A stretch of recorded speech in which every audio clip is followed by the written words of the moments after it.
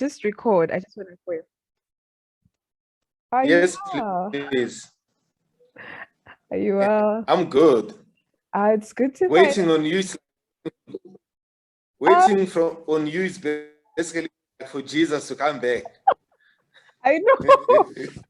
And every day it was like a story on top of a story, and I'm like, okay, I need to do this because this is something very big for me, and I couldn't just start without having you. You, my first guest.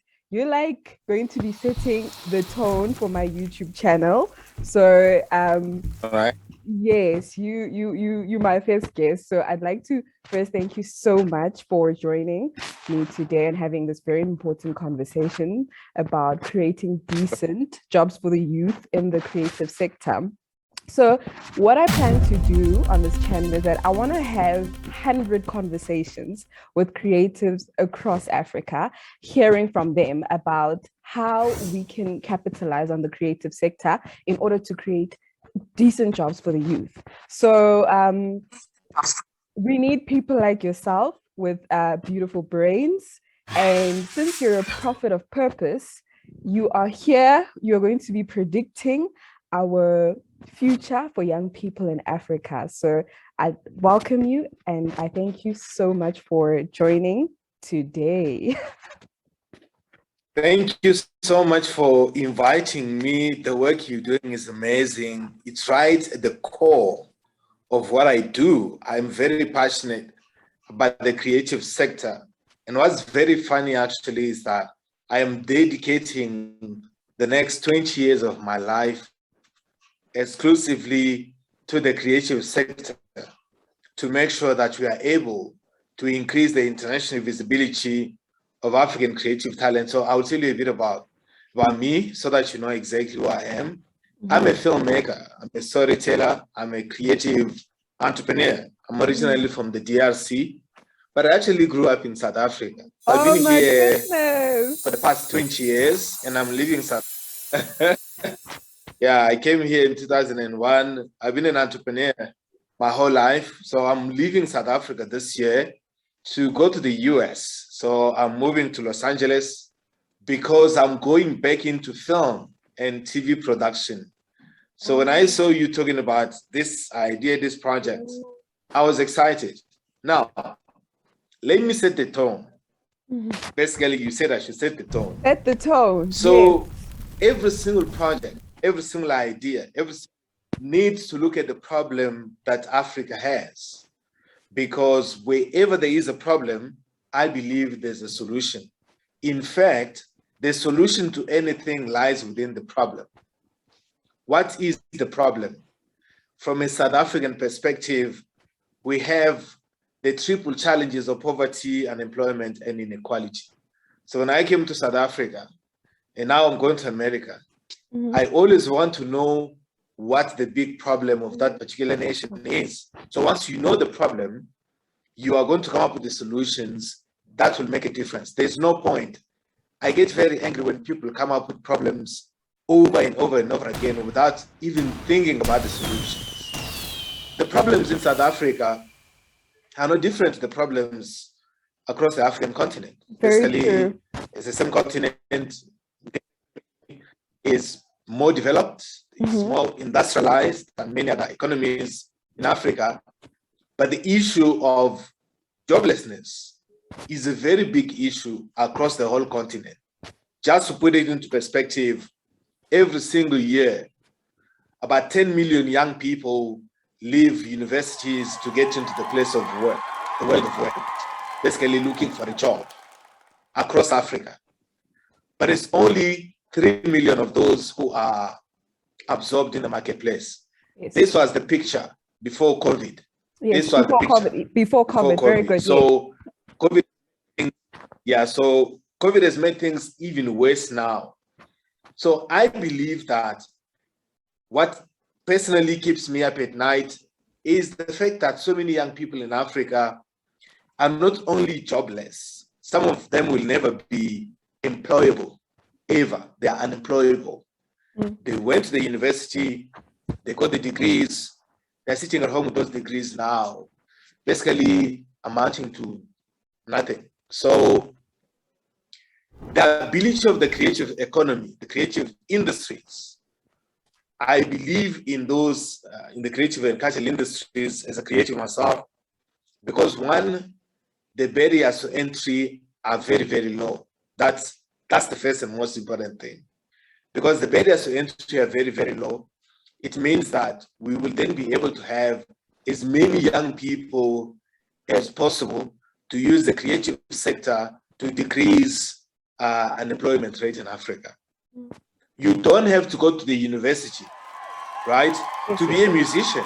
You don't have to. You don't have to be a musician. I mean, you don't have to go to the university to be an actress. In fact, many of the talent we have in Africa never studied anywhere. Yes. I'm an artist. I've never been to a university where somebody teaches me how to tell a story. You see? So I believe that imagination and entrepreneurship are siblings. I believe they share the same DNA. So if you can imagine, now we need to help people monetize on their imagination. Yes. So this imagination for me kind of precedes creativity. So you imagine first, then you create.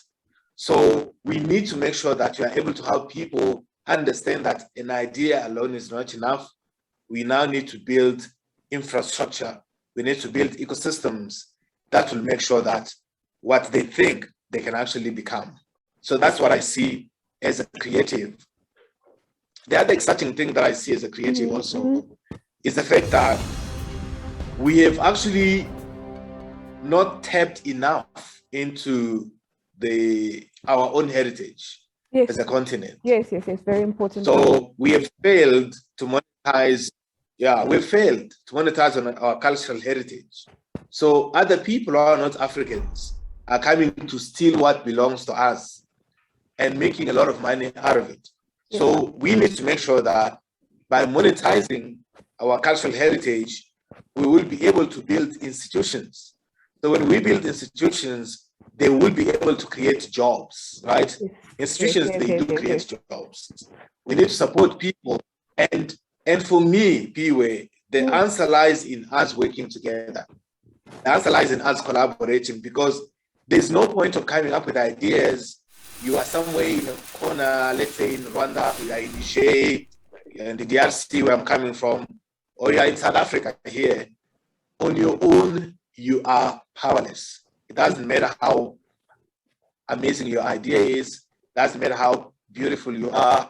If you don't have people that you can collaborate with, you actually are not going to go anywhere. So as a person, I've given myself a mandate of what needs to happen over the next 20 years. So I don't work with like a year. That's why I've been in South Africa for 20 years. I've never been anywhere else for that long,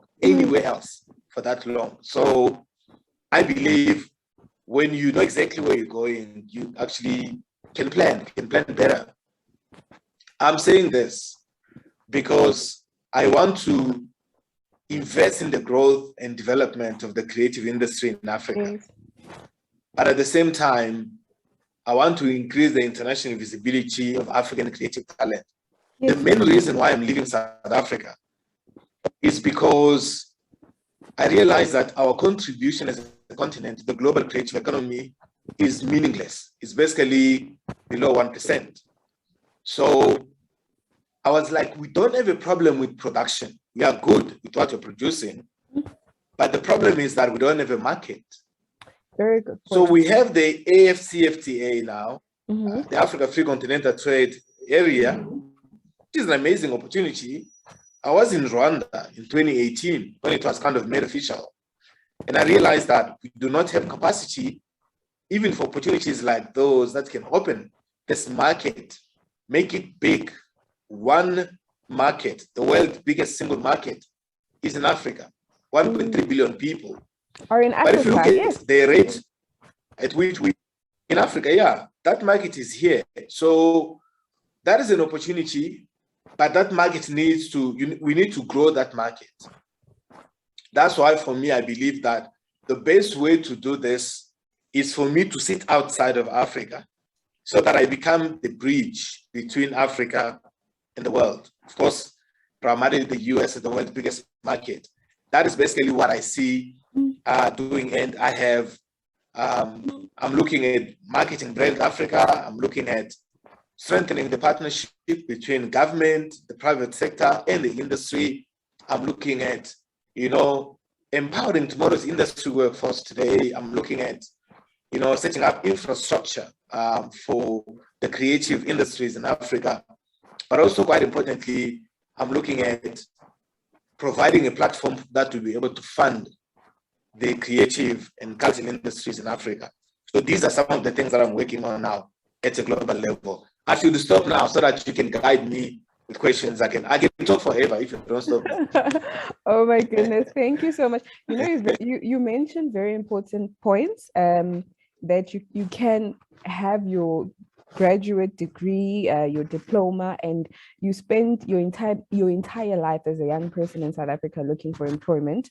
I can relate. One day I'll tell my story. And you mentioned another very important point, like using imagination to, you can use imagination in order for you to create your own opportunities, because it takes just you writing a song. You don't have to necessarily go to school for you to be a rap artist or a singer. And in terms of acting, some people grow up having so much energy and life, and you'd be on some, that person is a good actress or has the potential to become an actress. So that's two very important points that you mentioned. And I remember I was reading a book by Phiwe Mncwabe, and he's like, to be born in Africa is a gift. It's a blessing, because we've got this rich history. So much has happened on the continent, and I look at this continent and I wonder, why aren't people telling these stories? Like we've got so much content. Because you walk out the door,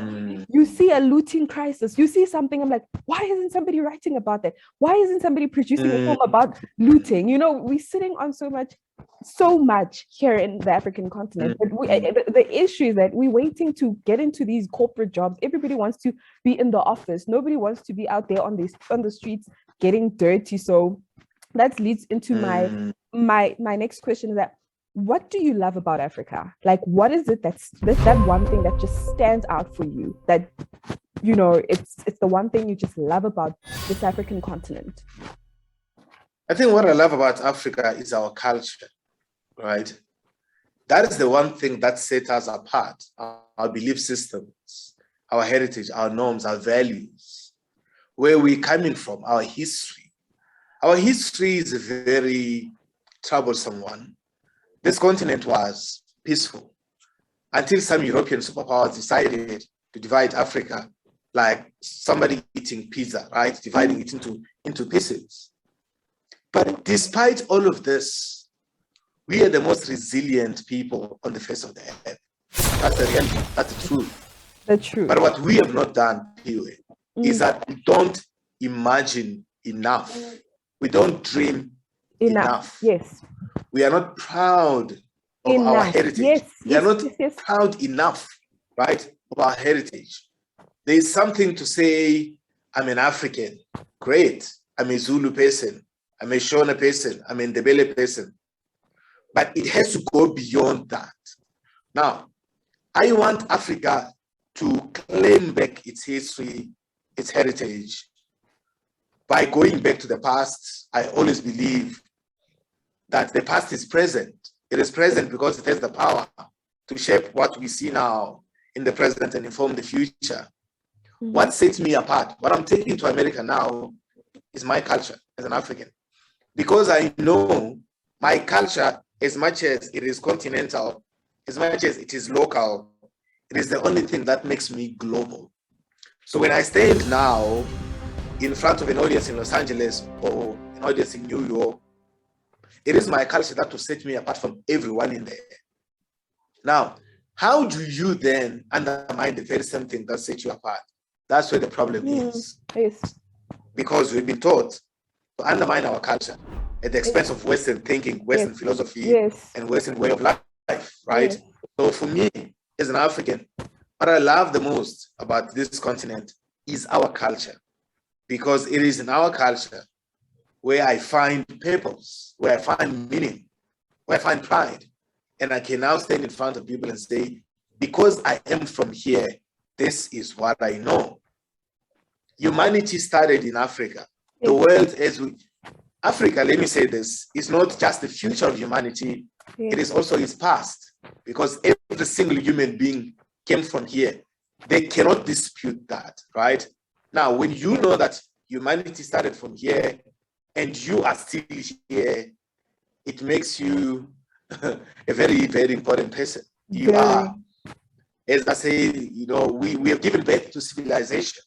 We've given birth to humanity as a continent. So it is because of this, and of course, many, many, many other reasons that make me to be proud of, to be an African. I have too many reasons, but just that one of culture, I think is the most important one. You mentioned something very important, Johnny. Culture. Oh my goodness. How I love culture, how I love heritage, how I'm always advocating that African literature even be incorporated into our school system. The power in preserving our literature is very important, and we take it for granted.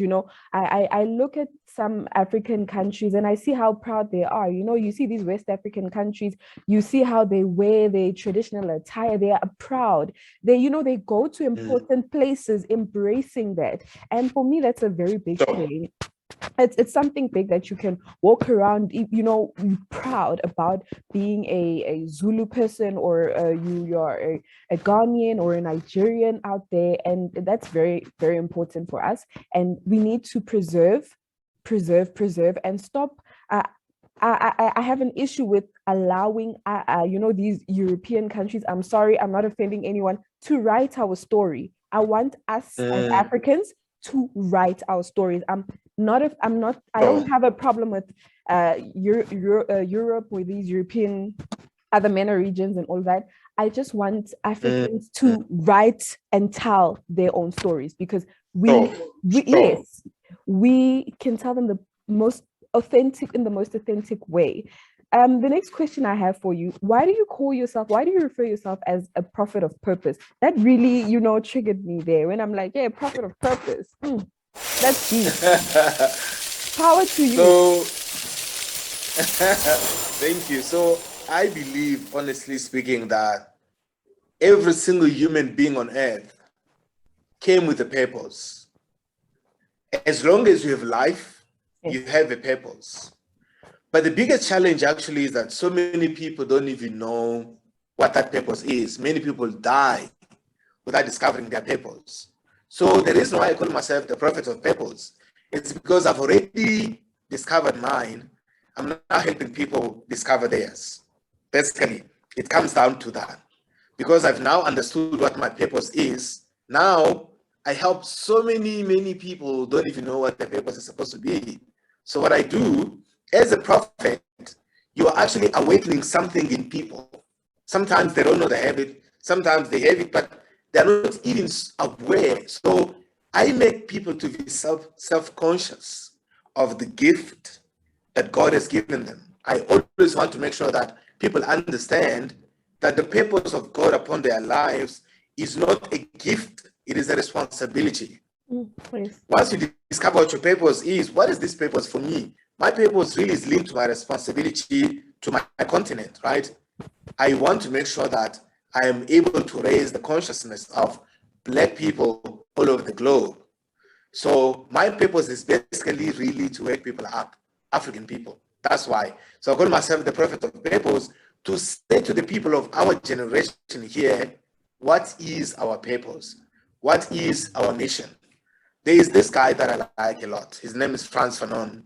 Oh, yes. Fanon says that every generation must discover its mission, right? He says you need to discover your mission. And once you discover your mission, you will either betray that mission or fulfill it. Yes. I know what our mission for this generation is, your generation, my generation. There was a generation of Mandela, of Nkrumah, of Lumumba, of Biko, of Sobukwe, right? Of Sankara. That generation fought for political freedom. Our generation is fighting for economic freedom, but economic freedom cannot happen in the absence of an image that is decolonized, our image. You see, the person who colonizes your image, who controls your image, controls your destiny. So as a prophet of purpose, I tell Africans that we cannot claim what is rightfully ours without having taken back the image that was stolen, that was destroyed. Because in this image, we're meant to look like savages, right? Even though humanity started here. So my mission in life is a very easy one. It's to help you discover yours. That's it. If you already discover yours, great. Let's now align our energies. Let's now collaborate. I am always telling people, wake up, wake up, wake up. Africans in Africa, Africans in America. That's why I'm going to start now this movement of decolonizing this African image at a global level. That's my mission. So as a prophet of purpose, basically to say, let's take back what is rightfully ours, that was stolen for, very, very long time. So that's why I'm doing that job. And I'm passionate about it. Oh, wow. I can hear it. I don't predict boom. I don't. I can hear how you're speaking about this. I can hear it in your speech that you're very passionate about this, and you're passionate about this African continent, and you want to see change. You've gotten to a place where you're like, it's enough. It's enough. I'm doing this. And I feel as young people, we need to get to a point where we're like, it's enough. It's enough. I got to a place in my life where I was like, it's enough. I'm tired of, how some stories are told about Africa for us. I get triggered. Why are these certain regions writing about us? Where are our writers? Where are our storytellers? I want them, and I'm always looking for them. So I love what you also spoke about discovery. It's very important that you discover what you want Can to I tell something? Mm-hmm. Let me tell you something before I forget. So I always go into these deep conversations with filmmakers, storytellers, especially in South Africa, where so many people are saying, how come you've got Americans telling our story? How come you've got, people like Idris Elba playing Mandela? I cannot even pronounce some of the things in Xhosa, right? Language that Madiba spoke. How come? And they will come to me expecting me to say, our story must be told by us. Yes. I have to tell you this. I'm very skeptical, right? I'm very skeptical. And I'm doing that intentionally. I ask this question. Who owns the story, right? Who controls the story? Whose story is it anyway? Now, the person who owns the story, Phiwe, for me, is not the person who has experienced the story. Honestly, you can experience the story as long as you have not told that story. It doesn't belong to you. It's not yours. The story becomes yours only when you tell it.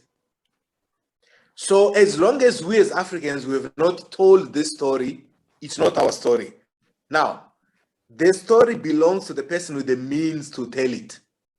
Right? The person who owns the story is the person with the means to tell the story. Sometimes, many times, the people with the stories don't have the means. The people with the means, right?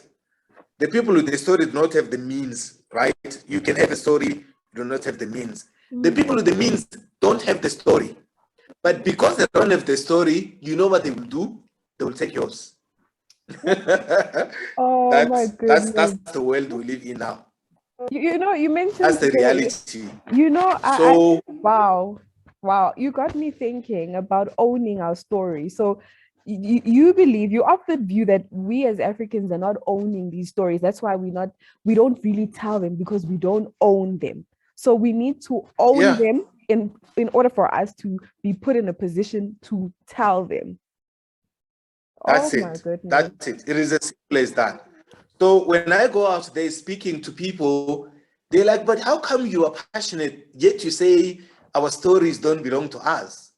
I'm like, they really don't belong to us. And I give a very simple example. So this is me now. I have money and I'm sitting somewhere in Los Angeles. I want to tell a story about a Winnie Mandela sitting somewhere in South Africa. The money is mine. The money does not belong to Winnie Mandela's family. The money does not belong to the South African government. The money is mine. So I need to find a face that will be able to tell that story, because money is not charity. I want a return on that investment. I look around, I find somebody called Thandiwe Newton, right? She was born in Zimbabwe, but she's British. She can't even pronounce some words, right? Or Jennifer Hudson. As long as Jennifer Hudson can tell that story with its flaws and all, as long as there is a return on my investment, because Netflix will not say, oh yeah, an unknown South African woman is playing Winnie Mandela because she's South African. No, Netflix doesn't care about that. Netflix wants clicks. They want to see how many people have actually watched the movie. So the only way to watch that movie is to have a face that can sell the movie, to have a face that can sell the story. As long as we have not invested in our own stories, they don't belong to us, and they will never belong to us. They will be taken. We are never, and they will be chased out of those rooms where there's the study, but the stories are told. So that's why, to change the African story, I'm going to America, because the battle for the soul of the African story, right? You know, the battleground for the story, the narrative, the soul of the African story is America, is the American soil. You can change that story from here. You can't change the story from South Africa. You cannot, because you've got these huge capitals of culture like Los Angeles and New York, London, kind of the center of the world. We are at the periphery. We are at the periphery. We are like there, right? So we now need to take center stage. And one of the ways to do that is to go in those spaces, because many Black people who are already in those spaces don't think like you and I. They are so comfortable basically being given crumbs. That's okay for them. I've established an organization called the American Arts Chamber of Commerce. But you can ask yourself a question: why an African is setting up an American Arts Chamber? The banner you see in the background there, I founded that organization, Pan-African Chamber of Commerce, here in South Africa 6 years ago. The idea of the American Arts Chamber of Commerce is a very funny one, because I want to strengthen America's position globally through cultural diplomacy. As a creative, you are a storyteller. We are Americanized because of our imagination. In our imagination, America occupies a privileged position. If you're a filmmaker like me, you want to win an Oscar. If you're a musician, you want to win a Grammy. If you're a fashion designer, you want to see yourself at the New York Fashion Week. Why are we conditioned to think that way?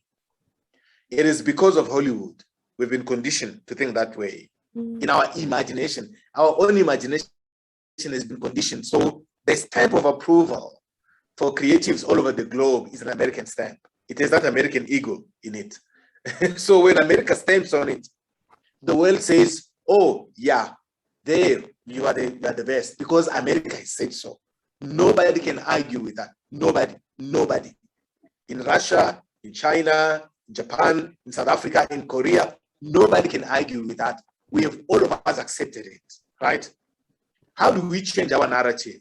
We change our narrative. We need to change our narrative through partnerships and collaborations with the brand. That brand is called America.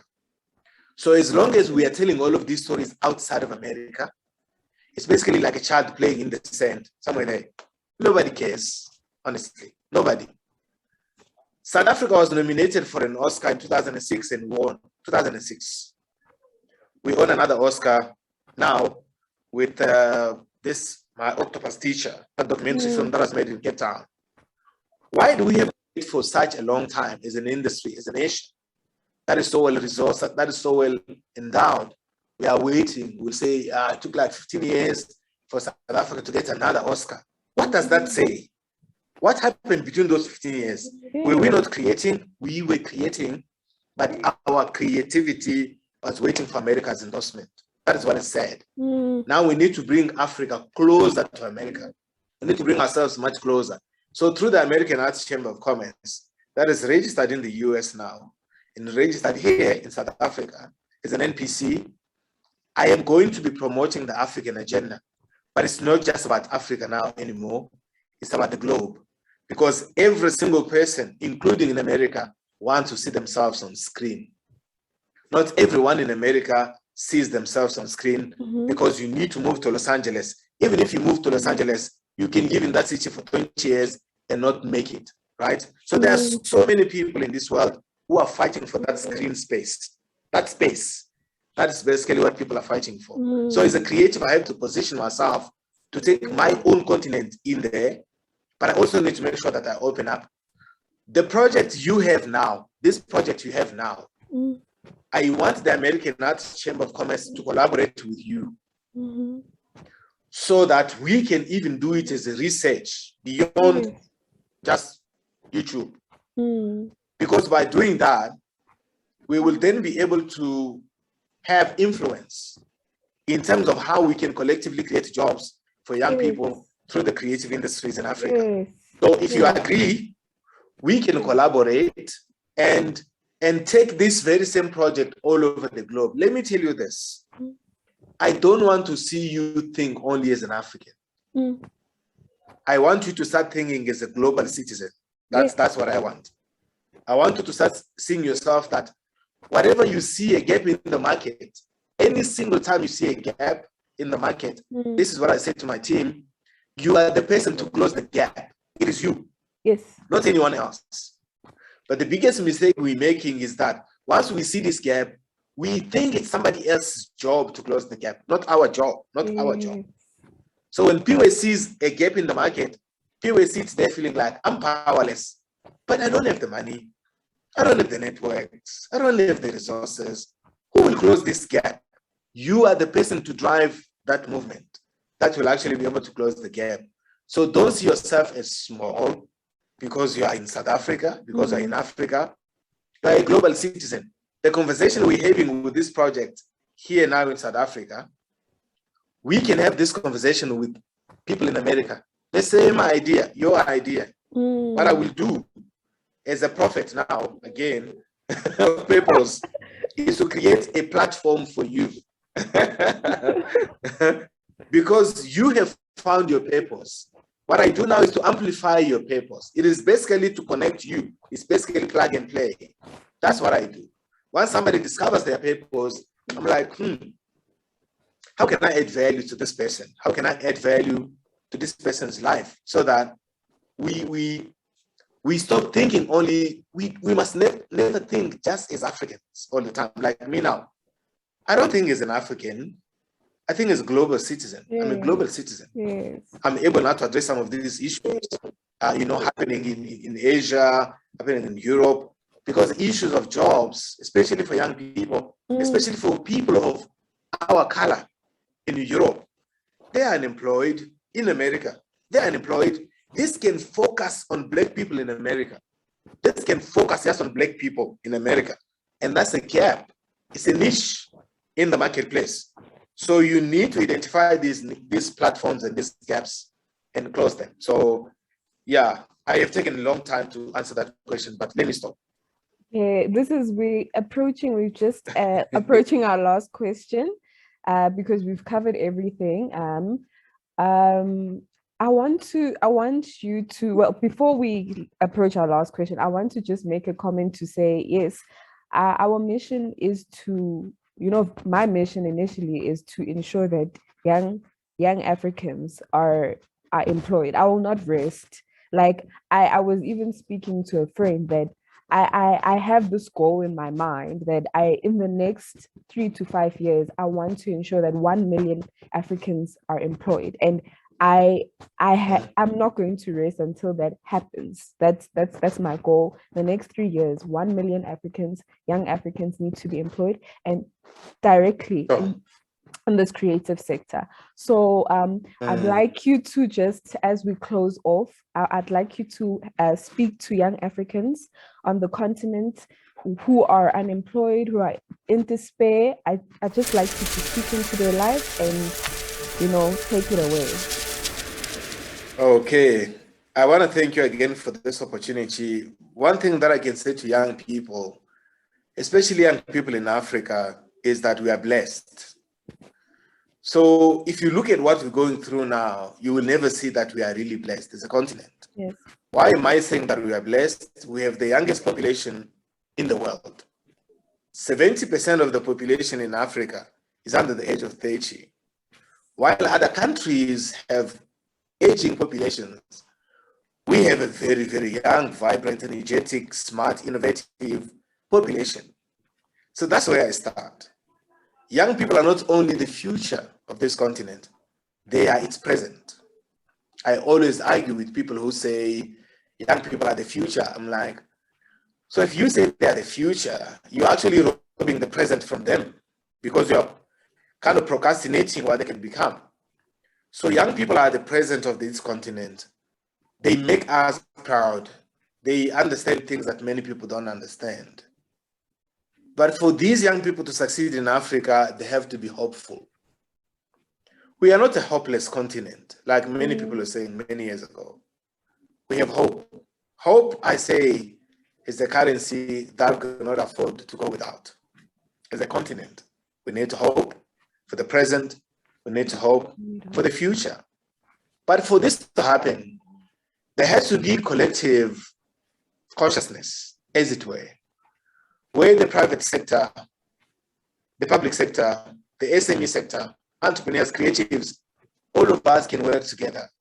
You see, if we work together, Phiwe, we are going to surprise the world. So what I want to say to young people of this continent is that the entire world is looking up to us. We must not disappoint our continent. Many people who have gone before us have disappointed us. Our leaders have disappointed us. We must not always look to our leaders to lead us, to create a future for us, for young people. We need to create this future starting today. So what I want to say to young people from Cape here in South Africa to Cairo there in Egypt, the future is in your hands. And that future begins now. The future doesn't sit in, the future begins in the next minute, in the next hour, in the next day. So we have to plan as if the future is actually what's happening in the next minute. That's basically what I always say to young people. The other thing I want to say to young people in Africa is that we need to dream. We need to dream like nothing is impossible, because nothing is actually impossible. We have to have faith in ourselves. We must not always focus on what is not working, because they say whatever you focus your attention on will increase. It will be amplified. We need to focus our attention on what we want to see happen. Mandela says that you will know the nation is good based on how it treats its youth, right? How do we treat young people in Africa? Young people, how do you treat your friends and family members and stuff like that? So the challenge for me is upon young people now. They must not give up. They must not lose hope, because the future of humanity is in Africa. Oh, beautiful. Beautiful. Beautiful. Thank you so much, Johnny. I'd like to thank you so much for having this amazing conversation with me today. It's very inspirational, very moving for me, very challenging once again to, I now get to reflect and place myself in a position to see where I can also keep on working and not, giving up on myself and remain in, having hope. So we need these kinds of conversations. We need to talk more about this so that we can find solutions. And, we need to start, speaking into the lives of the young people, because they are in despair, they are in a state where, it's just so heartbreaking for me to have conversations with young people. I'm a young person myself, and I hear how so many of them have given up. So I hope this speaks life into their lives. I hope they dream and not, like you said, focus on the present and start looking ahead for a hopeful, a better future for ourselves as Africa, as the world. in general. So I'd like to thank you so much for taking your time and having this conversation with us. Thank you so much. It's not goodbye. Thank you. It's not goodbye. It's see you very soon. So now we know we've got a home in Los Angeles. Whenever we find ourselves in LA, we've got a home. We've got a home in the DRC. Definitely. Yes. I So will actually, so there's something that I want to say to you. You've started this project. Allow me to speak life into it. Allow me to add my contribution into it. amen. But at the same time, I want to know what's next for Phiwe. What's next? You know that Standard Bank advert? You are wearing blue, which is actually Standard Bank. You know they've got that advert that says, Yes. "What's your next?" Yeah. So, Yes. Phiwe, what's your next? Oh my goodness. I'll talk to you offline. What's my next? It's quite big. All Like it's right. big. I have a plan. I'm not just going to be having this conversation, these 100 conversations. I have a plan and So, I want to shake up this continent. Like I believe, okay. yes. So we will definitely discuss the next. So, I'm happy. So, you live in Johannesburg. We need to make time even to meet sometime next week. We need to meet because I want to sow a seed in this vision you have, right? I will share with you basically. We are about to launch the African Youth Institute. The Pan-African Chamber of Commerce is about to launch the African Youth Institute. The vision of the institute is basically to see the whole of government, the private sector, and society supporting young people to achieve their dreams. Basically, that's what the African Youth Institute will do. So there are other platforms that I can get you involved in. And let me tell you this, I have to warn you up front. I take people out of their comfort zones. That's what I do. Being a prophet is also pushing people out of their comfort zones. Yeah. You see, sometimes the prophet can say things like, this is uncomfortable. Growth and comfort cannot coexist. Yeah. So I will need to know, once I have more conversations with you, I will discover what your comfort zones are. You will know, just by hearing what you say, I'm like, that's the comfort zone. I will take you out of it. Before you know it, you'll find yourself doing amazing things beyond what you're doing. You see, they say that when two brains come together, there's a birth of a third brain. Yeah. And the original brains were never synthesized. So when your brain and my brain come together, they will never go back to their original sizes. That is basically what I do. So every single person I come across, even if it's just an hour, even if it's just 20 minutes, I want to make sure that I help that person see themselves differently. That's my gift. That's my purpose, actually. And because if there's no passion, people always say to me, Johnny, you are so passionate. I'm like, really, really? Without passion, purpose is powerless, right? Without passion, what is purpose without passion? That's why it's the fuel. So passion is like the fuel you put in the car for purpose to drive. Imagine expecting to drive. You said you were going to pick up your sister and there's no fuel in the car. Just imagine that. So many people are behaving that way. They have the car, they have no fuel in it. That is the passion. Passion is the fuel that purpose needs to move forward. You need to move from idea to market. That's what I will do with you. It's a promise. This is recorded. So if I don't do this, you'll be like, look what yes. And we've got viewers who are going to ask me. They're going to monitor. I'll give them feedback. 20 conversations later. Definitely. Yes, I'll bring you back and say, okay, remember we spoke about this. This is where we are. But thank you so much for joining us today. Thank you for thank you so much. Thank you so much for sharing your wisdom with us. We really appreciate this, and I believe that anybody who's going to be watching this will be very inspired. And I'll definitely leave every detail so that they can reach out to you and read more about what you do and see how they can try and also involve themselves and birth their purposes. So I appreciate your time. I appreciate you taking your time out. Thank you so much, Johnny. We'll speak.